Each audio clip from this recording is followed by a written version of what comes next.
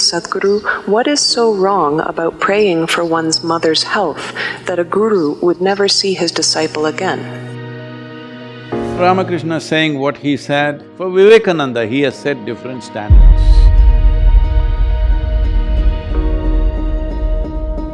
If Vivekananda had prayed for what he thought he wanted, so Ramakrishna is setting up a trajectory for a projectile that he's shooting.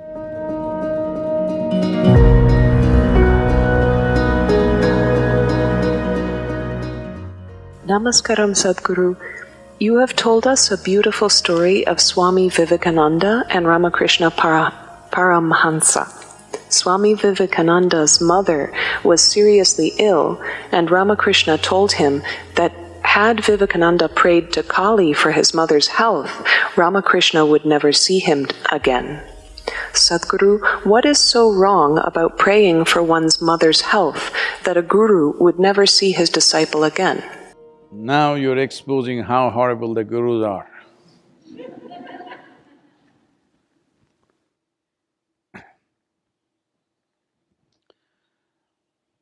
See, there are many aspects to our life. Of these many aspects, a guru means, I know that word guru is being used loosely today, management guru, marketing guru and whatever. We are not using the word in that context. When we say a guru, we are talking about someone who is committed to the ultimate nature of who you are. Well, Ramakrishna saying what he said, he wouldn't have said it to all the other hundreds of devotees who are hanging around. He says this only to Vivekananda, you must understand. Because he wouldn't talk about taking your emotions for your mother or your help or seeking divine help for your mother's health. For other people, he would have said, okay, go and pray. But for Vivekananda, he has set different standards.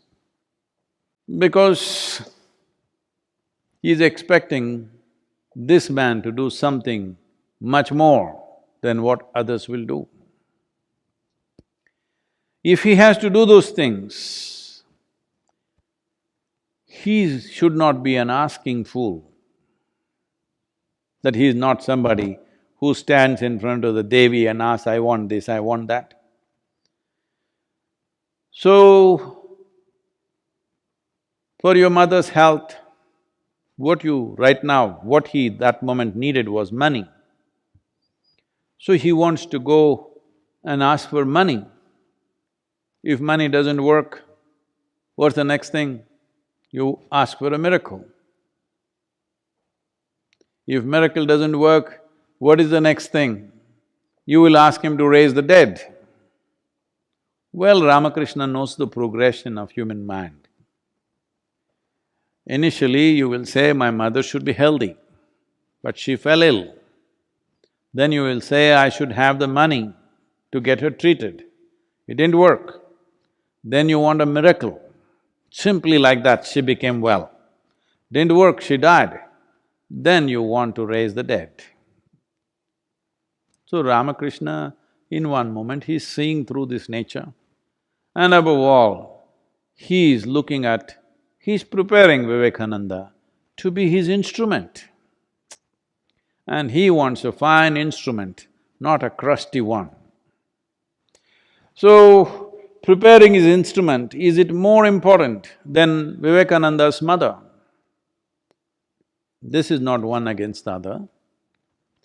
But see, today even you, here in United States, know who was Ramakrishna's guru.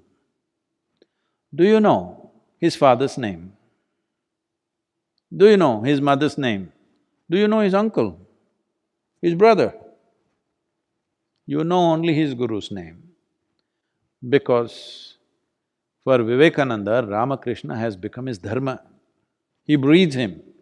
But now, social pressure, he is falling back. Should the guru allow him to fall him back or push him forward? This is the question you're asking. Well, if I was Vivekananda, I want to be pushed forward, not fall back upon my emotions.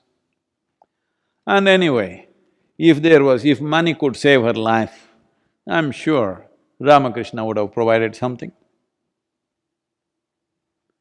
But you're seeking divine help? No, this is something all of you must understand. This has happened a few times around me also, that you initiate somebody into a powerful process, next thing is, they want to help their mother or their uncle or their close cousin, little. They want to make him pass examination because the fool has not studied properly. Or they want him to get a lottery. Or they want him to get miraculously sit up in the bed where he is dying. The moment they do that, they will shatter everything within themselves. If, I'm saying, this is a conjecture, if Vivekananda had prayed for what he thought he wanted, well, he would have become a psychological wreck. Absolutely. So it's Guru's business to see that that doesn't happen. But 21st century, very hard to make them listen. Vivekananda, 20th century, 19th. 19th century only there was so much trouble. You can imagine my troubles. People will go, sit in front of Devi and ask all kinds of things. Because they were doing it with Dhyanalinga, I put her up and say, okay, so you have another counter to ask all these things. Because wherever there is a phenomenal sense of energy which is propelling you forward, at a certain space, then when you're moving at that speed, because you're concerned about the tree, you held the tree, your arm will go. You will lose something, it will shatter you, it will break you. So Ramakrishna is wanting him to be a rocket, and the rocket wants to do this. No, rocket trajectory is already set. You don't try to do this and that. That will be a disastrous rocket. So in that context, he is saying that if you had done this, it was finished between you and me because you were anyway a broken failure rocket, a failed rocket. Does anybody go and pick it up? You may be thinking it'll go to the moon and you fired it, but it went into the ocean. Does anybody go looking for it? No, it's finished, it's over, it's burnt up. So, in that context, Ramakrishna is saying, today, if you had done that, it was over because it would be not worth seeing you because you would be broken and you're gone. What do I do with a broken instrument? Today you have heard of Ramakrishna Paramahamsa because of Vivekananda. If that instrument was broken on that day, well, Ramakrishna's offering to the world would have gone completely waste. Well, I'm glad you didn't pick up Krishna, because Krishna said, when Arjuna said, I don't want to kill all these people, 100,000 men they're talking about. Krishna said, you must kill them, then you will realize. That is even a worse example, but that's the way it is. Because when you seek ultimate nature, when you seek the source of your existence, small things, arrangements in your existence doesn't mean anything.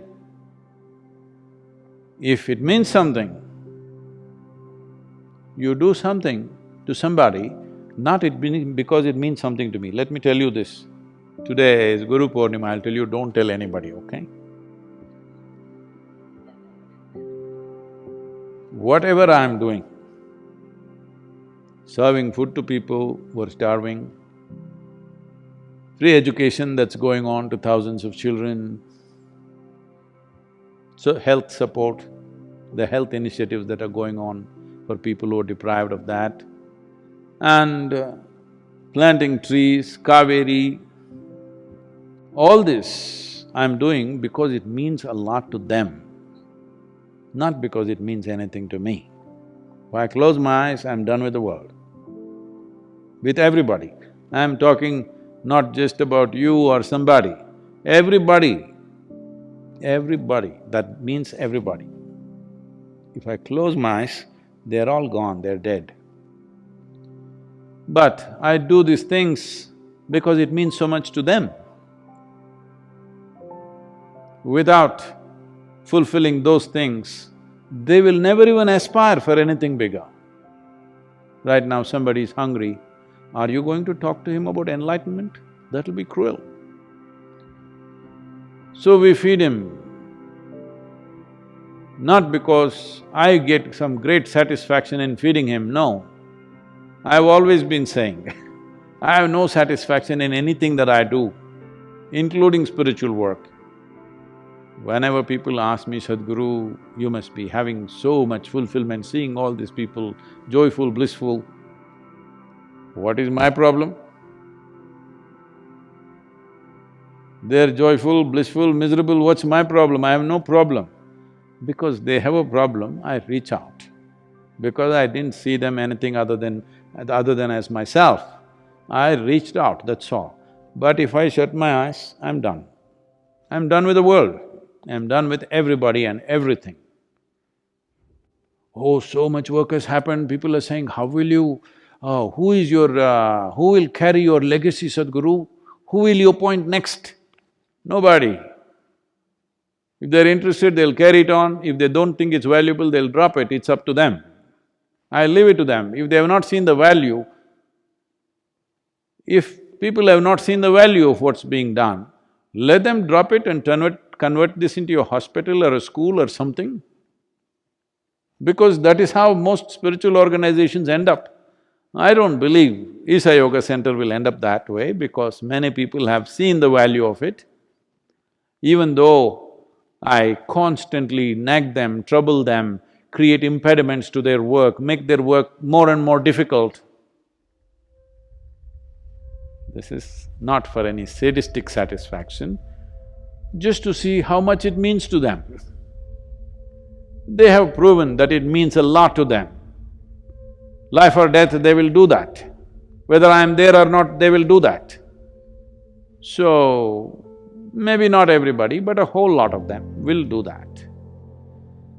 So it will continue because of that, because it means a lot to them. Not necessarily because it means a lot to them, because it'll add to their life. It doesn't… all this work doesn't add a thing to my life. But it means so much to every other life, so you do it. If you choose not to do, many yogis, fantastic yogis, they do nothing, they just withdraw. Nothing wrong with them being like that. So, Ramakrishna is setting up a trajectory for a projectile that he's shooting. Now this projectile is having a mind of its own, emotions of its own. Now this is dangerous. If you are shooting a rocket to the moon or Mars, if it thinks of Hawaii, Hawaii will be destroyed, for sure. So, this is a different dimension, it should never be judged by your understanding, by your emotions, by your values. This is why I said, when you come in touch with a guru, you can either… if you're using him as an inspiration, this will keep happening because somebody will keep dragging you this way, that way. See, many young boys in the yoga center, they all came determined, but then, the girls were pretty. They got married, nothing wrong. But I'm saying, like this, if you keep going and whatever small needs are taken care of, no problem. But if you change trajectory because small thoughts and emotions change, best we don't empower you. So as I said, I'm not yet in the sunset stage, I will become far more colorful as I go, watch it. But right now, heading that way, it's 4 o'clock in the evening right now, in terms of the day for me. So it is summertime, summer is here, sun is setting at almost 8:45, 9 o'clock in the night, so there's still hours left. But when it's 4 o'clock in the evening, the intensity of the sun is not like noontime. It's becoming prettier, actually, it's becoming nicer. But at the same time, it becomes selective. See, when the sun is up at 12 o'clock, it shines on everybody, because it's up there. 4 o'clock, unless you stick your neck out, it won't shine on you. That's where it's going right now. So, you must decide whether I am an inspiration for you or I am a… what? Friend, philosopher, guide for you or I am a doorway for you that you got stuck in, or I am a destination for you, or I have become your dharma. Time to decide, because this is not noon time where sun shines on everybody. You need to stick out for it to shine on you.